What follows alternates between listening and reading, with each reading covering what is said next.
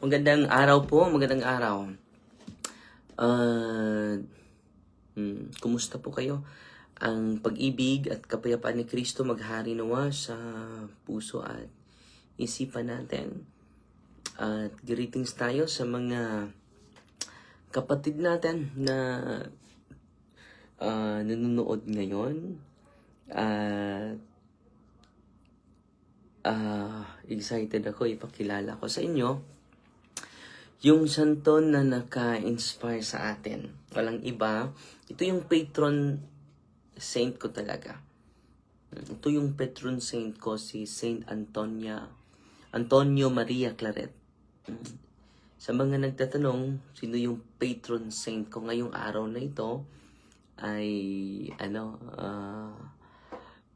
alam nyo, inaalay ko po sa kanyang intercession yung buong buhay ko. Bilang isang pari, bilang isang seminarista pa noon. Dahil ito talaga yung mga dayosisano ay masturbation is sin. Nick Excel, yes, it is a sin, kapatid. No? Unang-una, kapatid, nandyan yan sa CCC mismo. Babasahin ko sa iyo yung Catechism of the Catholic Church. Pasensya ka na po, hindi ko nasagot yan. Dahil gusto ko na, yes, it is a sin. Dito sa paragraph 2352, kapatid. By masturbation is to be understood the deliberate stimulation of genital organs in order to derive sexual pleasure. Both the magisterium of the Church, in the course of constant tradition and moral sense of the faithful, has been in no doubt and have firmly maintained that masturbation is an intrinsically and gravely disordered action. The deliberate use of sexual faculty for whatever reason outside of marriage is essentially contrary to its purpose.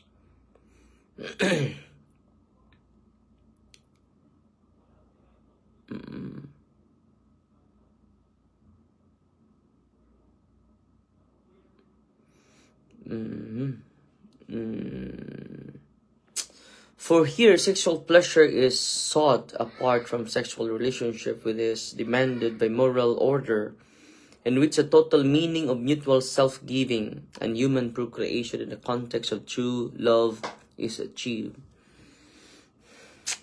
Pero it is a grave act.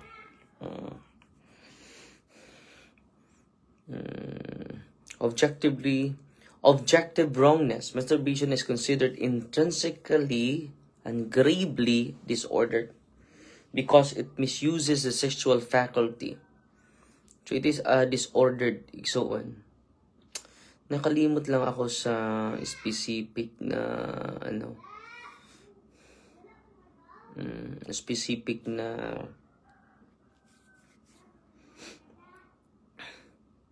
sabi dito ni Saint John Paul II, chastity is not a negation but a joyful affirmation of love's true meaning. It is a victory of the person over instincts, a joyful self-mastery. Ang chastity, mga kapatid, it is a joyful self-mastery. So it is a grave disordered act, kapatid. Ang sinabi ng ating simbahan po. So it is a sin. It is intrinsically gravely disordered act, kapatid. So bakit ko ba nakilala si Saint, ito yung alam nyo, nakabili ako ng biography ni Saint Anthony Maria Claret. At din sa seminaryo, hinikayat kami na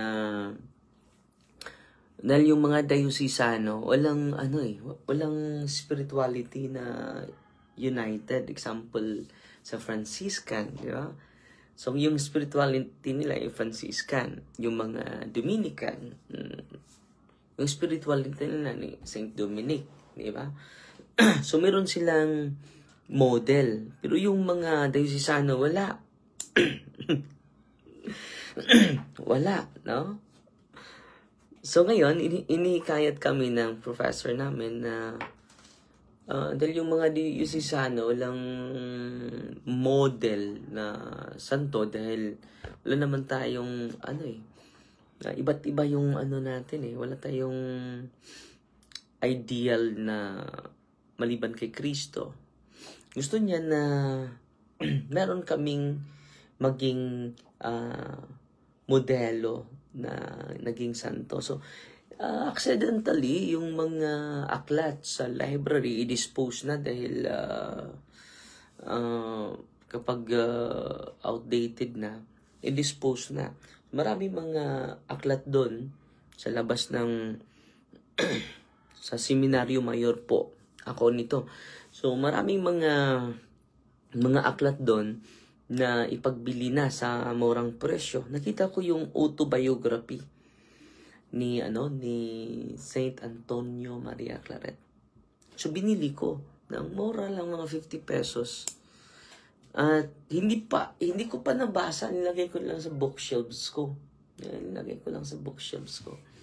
And then dinala ko ito sa SPEPY. Yung SPEPY, mga kapatid, non-academic year, kung saan i-expose kami sa iba't ibang uri ng buhay, different walks of life, i-expose kami doon. Merong i-expose kami sa farming immersion, fishing immersion, nakatrabaho ako sa Ayala, isang buwan lang, bilang janitor. At merong 1 month na sa SPEPY, non-academic year po yan. So, walang academic yan. More on spiritual growth and knowing the self. So, ang objective niyan is knowing the self. Processing of the self. No? Isang taon yan knowing about yourself. No? So, yan po. And then, knowledge of the self. So, isa sa mga programa sa SPEPY, 1 buwan po yan. Nandun lang kami sa bundok, nag-retreat. Walang ibang dala, kundi yung Biblia, Bible lang. Hindi magdala ng maraming mga bagay. Sa 1 buwan po yan. So, prayer, meditation, contemplation, yan lang yung gagawin namin. At isa sa mga October 23, 2014 po, 2012,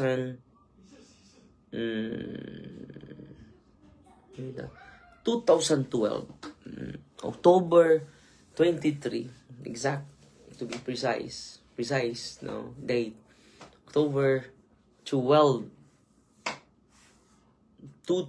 October 12, 23, 2012. Ito pong nangyari, mga kapatid.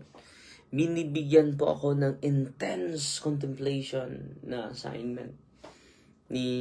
Kalibot ako sa lay companion ko, Ate Isabel. Sabi ni Ate Isabel, dapat may intense spiritual meditation and contemplation. Marami siyang mga contemplation na binibigay ko. Buong araw, buong gabi, tutulog ka na ng hanggang makatulog ka. More on contemplation and meditation. At sa October 23, 2012, dun, grabe yung intense na contemplation ko. Ang sarap na hindi bumaba sa bundok. Doon kami sa Ignition Retreat. Tinatawag yan Ignition Retreat. Doon ang ganda ng meditation ko doon, contemplation. At ito yung ang dala ko lang is Bible at Life of Saint Antonio Maria Claret. Hindi ko pa alam kailan yung kailan yung fiesta niya. Pero nagbabasa ako starting day 1 until natapos ang retreat namin. Yun lang ang dinala ko at binabasa ko. At nag-asa ko sa companion ko, ate, pwede ba dadalhin ko itong aklat ni... Huwag kang magdala ng aklat. Pero Life of Saint po ito ni Antonio Maria Claret. Sige, okay lang yan. Akala ko nobela, no? So, okay lang yan. Yan ba ang santo mo? Hindi. So, nabili ko lang ito. So, dinala ko. And then, hindi ko alam yung fiesta niya. Ni San Antonio Maria Claret. Hindi ko alam yung fiesta niya. Ang nangyari, mga kapatid, ay ganito. So gabi umiyak ako. Grabe yung iyak ko. Doon ako sa Adoration Chapel. After Rosary ko, after Breviary ko. After reading the Gospel. Grabe yung intense talaga yung contemplation ko. Not just meditation, but contemplation. So, October 23, 2012. At sinabi ko, so bukas, 24. So, sino kaya yung, santo this coming, sino kaya yung santo sa October 24? Dahil grabe yung, movement of the Spirit, no? Grabe yung inspiration, grabe yung encouragement, grabe yung guidance na natanggap ko sa October 23, 2012. At sinasabi ko, sa gabi, sa October 23, wala kaming cellphone doon. No, wala. Bawal. So, sino kaya yung santo bukas? Dahil ito yung, ibibigay ko yung sarili ko and then siya yung maging modelo ko sa pagsunod kay Kristo. So, natutulog ako after sa pagtulog ko, pagising ko. Excited ako na titingnan yung ordo. Yung ordo ay, yun po yung guide ng mga pari. Sino yung solemnity ba ngayon? Memorial ba ngayon? No? Ordinary days ba ngayon? May anong season ngayon? Lent season, gano'n, no? So, yung ordo, excited ako. But before that, mga kapatid, before ko binuksan yung nagkumpisal ako. And then, nagdaos ng misa, yung seminarista pa ako nito, ha. So, excited ako after sa mass, after sa rosary, sa umaga, after sa contemplation, sa mga psalm, sa first reading psalm, and then sa gospel. So, grabe yung, sinisibor ko ngayon yung feeling ko, grabe yung intense inspiration, intense guidance, grabe. Yung inspiration ko sa panahon na yon. At alam nyo, pagbukas ko sa ordo, alam nyo mga kapatid, si Saint Antonio Maria Claret. Kaya ngayon, fiesta niya ngayon, no? Siya po, ang isi-share ko sa inyo ngayon, El Fiesta niya ngayon. Siya yung isa sa mga favorite saint ko, maliban ni, maliban ni Mama Mary, maliban ni Saint Joseph, mga angels. Ito talaga yung isa sa mga idol ko na guide ko talaga sa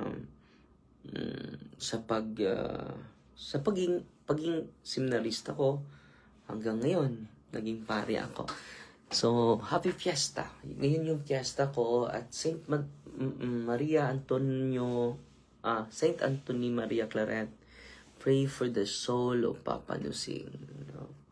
So ngayon, isi-share ko po sa inyo yung nag-iisang favorite saint ko mula ng seminarista ako. So nagsimula yung devotion ko October 24, 2012. 12 na po. 2012. Ako nagsimula.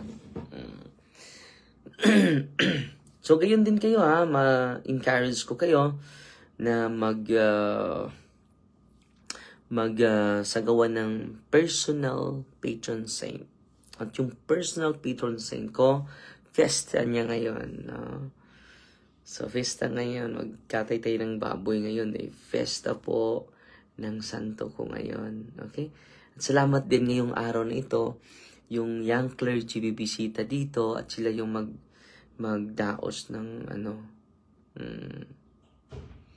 magdaos ng misa para kay Papa. So ito yung patron saint ko ha, favoritong patron saint ko. Sana po may patron saint po kayo na hindi po ito accident, kundi ito talaga. Siya talaga yung gabay ko sa pagsunod ko kay Kristo. Okay?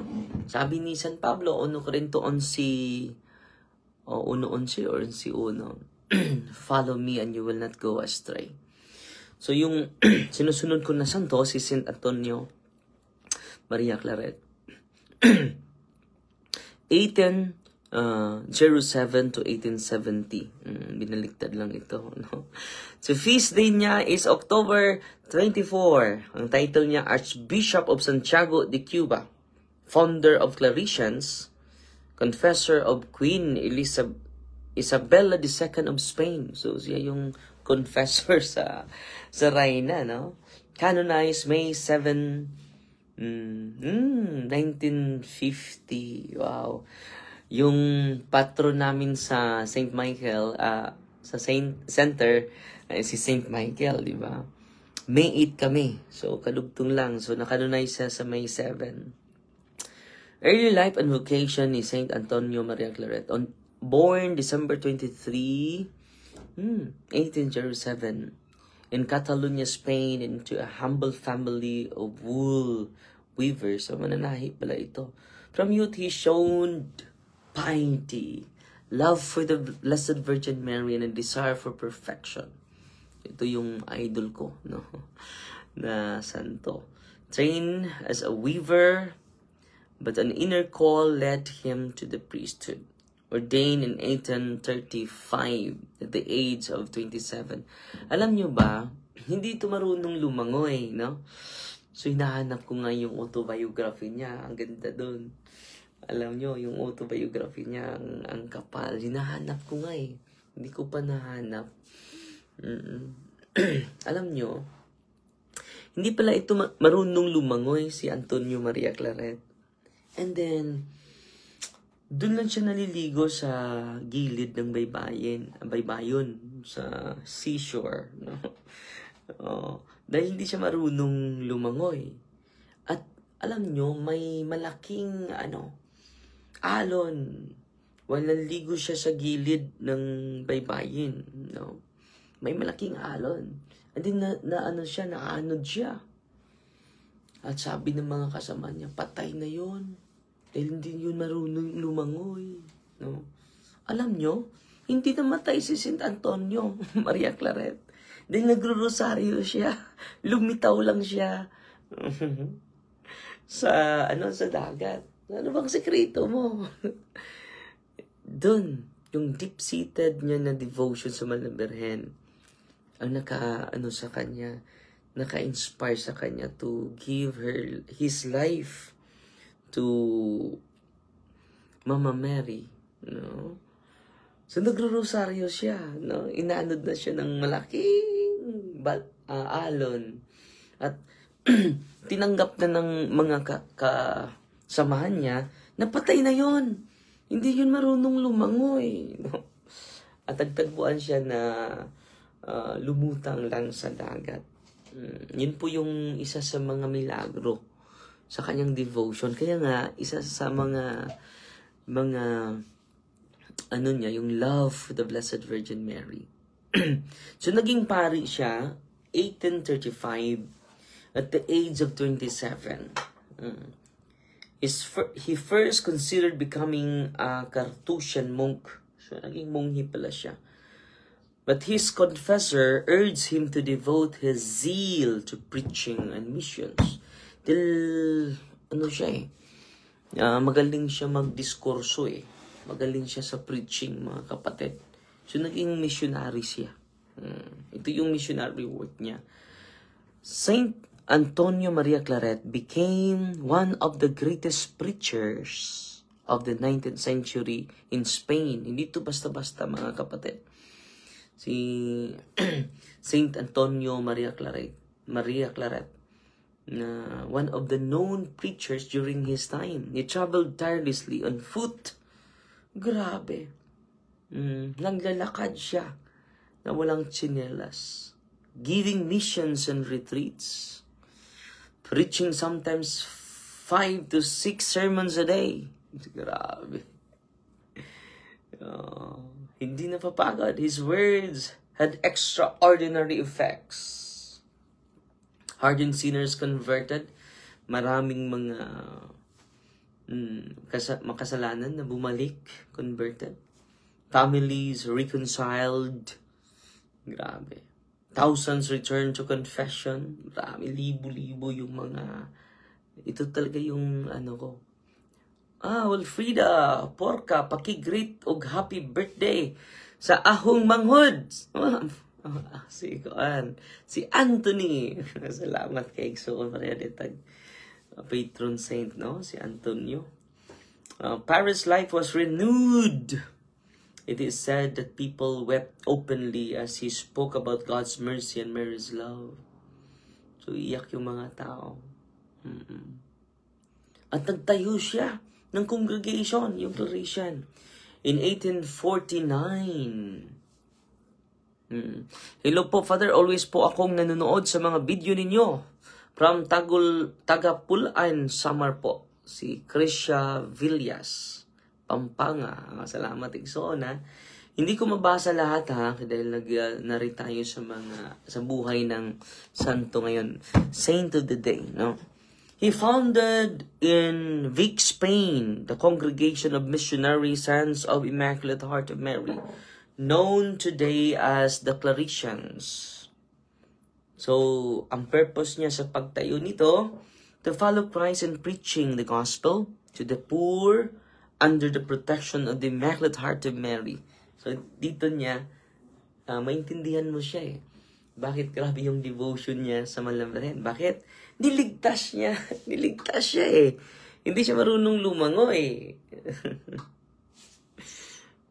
He also founded a religious library to spread Catholic literature. So, grabe, studious talaga itong idol ko.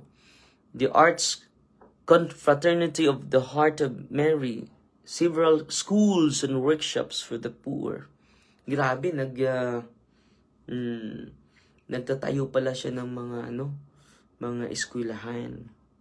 Naging arsobispo siya sa San Diego de Cuba, appointed Archbishop of Santiago de Cuba in 1850. He reformed the clergy. So, empowerment of the clergy. Promoted Christian education, catechism. Fought against concubinage and slavery. Rebelled parishes destroyed by neglect. So marami siyang ginagawa, no? Busy ito siya. Founded the religious of Mary Immaculate Claretian Sisters with Venerable Maria Antonia Paris to teach girls, no? He was so loved that the people called him Padre Claret. So, grabe, iniibig siya ng maraming mga tao. Padre Claret, yung niya. Confessor to Queen Isabella II of Spain. Recalled to Spain in 1857, he became confessor to Queen Isabella II and her family, not as a courtier, but a prophet and reformer. So, grabe yung influence niya. So, hindi lang influensya niya sa simbahan, pati na sa political sphere, pati na sa political dimension.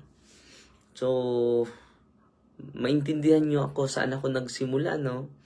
Inspired by my patron saint.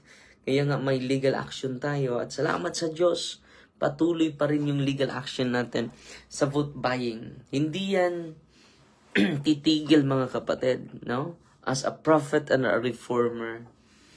At ito talaga yung queen ang confessor niya. Not as an advisor, but as a prophet and a reformer. Hindi natin mababago yung sarili natin. without the sacrament. Okay? So, sa mga nangumusta sa legal action natin, patuloy pa rin. No, na-file natin sa Luway court.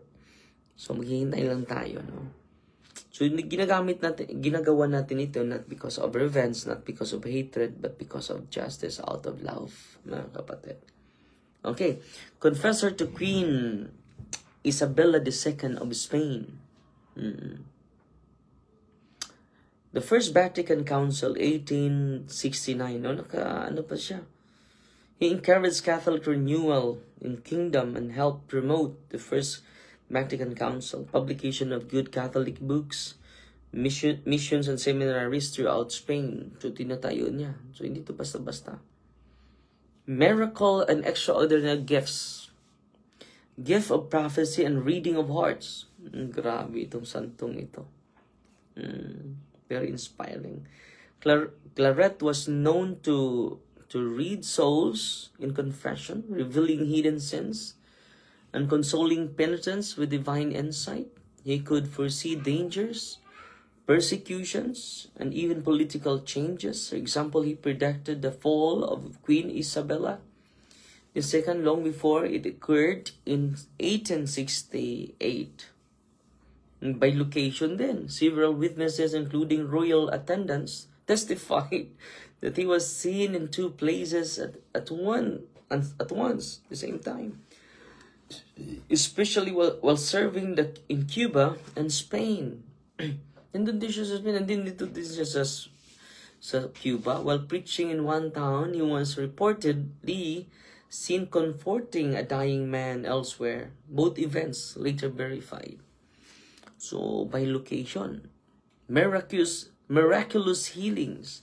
Numerous healings occurred through his blessing of prayers, particularly on the sick. Poor.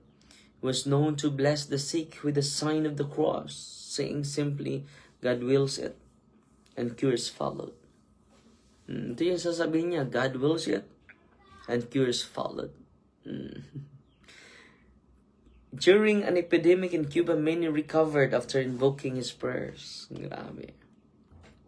Ito yung... Ay, isa na! Wait. Wala diri. Taas siguro. So, grabe, maraming mga miracles na nangyari sa buhay niya. So, while preaching in Catalonia, supernatural protection. While preaching in Catalonia, an assassin shoot at him at point-blank range. The bullet lodged in his cassock, but did not harm him. He forgave his attacker immediately and prayed for his conversion. The bullet and cassock are preserved as relics. Grabe itong taong ito. Idol na idol ko ito, ha. Si Saint Antonio Maria Claret. Pray for me. Pray for my protection. Maraming nagalit ng mga albularyo sa akin. San Antonio Maria Claret, no? While preaching in Catalonia, an assassin shot at him and point-blank range. The bullet lodged into his cassock, but did not harm him. Alam nyo, wala namang amulet si wala namang siyang amulet, no? Supernatural protection. The bullet lodged in his cassock, but did not harm him. He forgave his attacker immediately and prayed for his conversion. The bullet and cassock are preserved as relics. Wow, no? Eucharistic ecstasies. He spent hours in adoration before the Blessed Sacrament and often fell into ecstasy during Mass. When I am celebrating the Holy Mass, I see our Lord in the form of light. I am surrounded by angels. Wow, no? Wow, incorrupted body. Grabe itong idol ko, no? When his tomb was opened in 1897, 27 years after his death, his body was found incorrupt, still intact and flexible. Today it rests in Claretian Mother House in Vic, Spain. So mas mabuti na pupuntahan natin siya, no? Ito yung isa sa mga itinerary ko. Samahan niyo po ako sa sunod. Magpasagawa tayo ng pilgrimage sa patron saint ko with Ate Nanette. In God's time po, in God's time.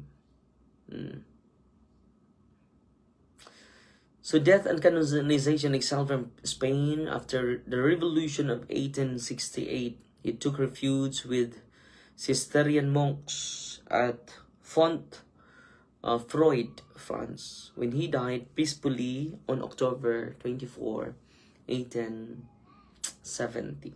Beatified 1934, canonized 1950 by Pius XII, who called him a man who burned with the divine flame that Christ came to cast upon the earth.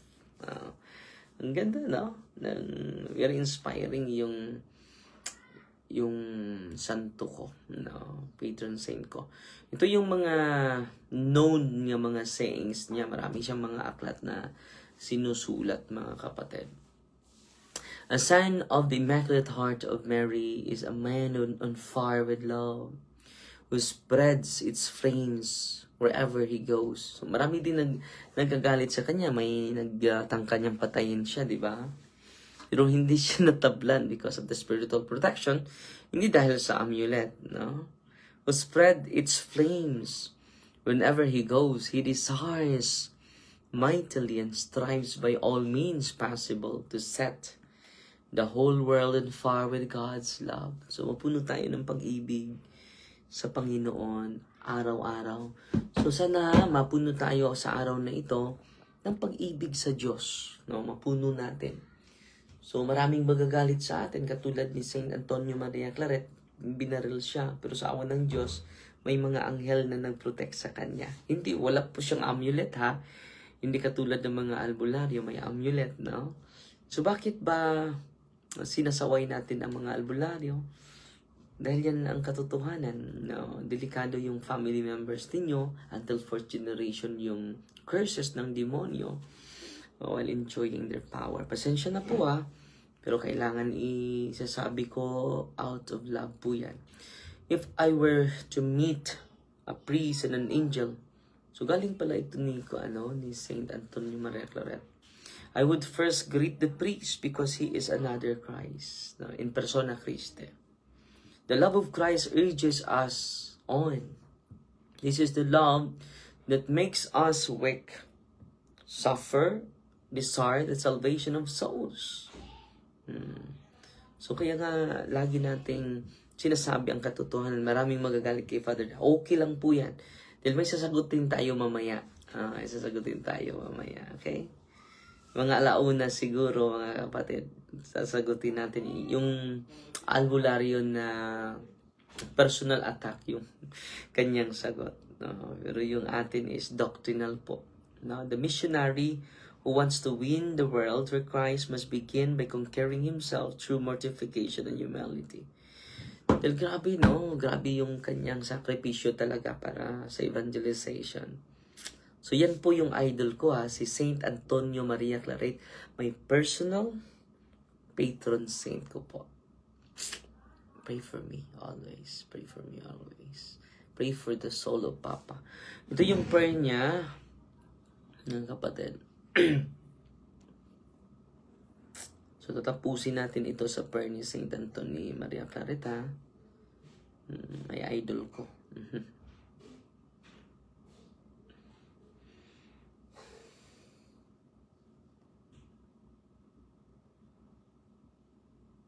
Hindi ko pa natapos pala.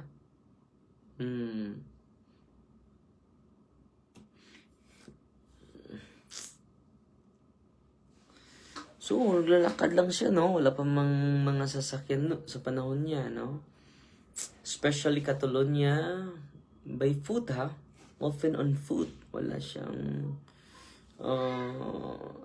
grabe talaga itong arsobispo nito.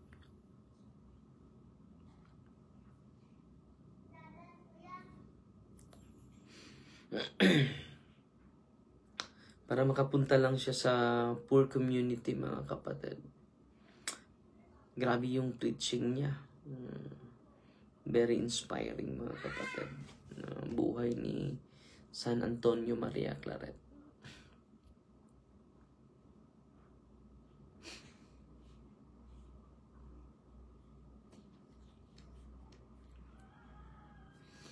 Oh God, ito yung ano natin, Father, the Son, the Holy Spirit, Amen. Ito yung final natin na concluding prayer natin.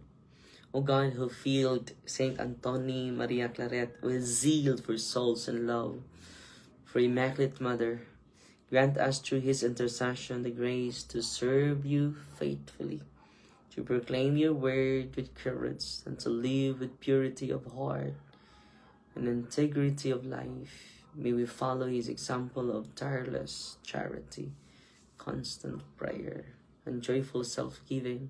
Help us to overcome our weaknesses, embrace your will, and bring the light of Christ to all those around us.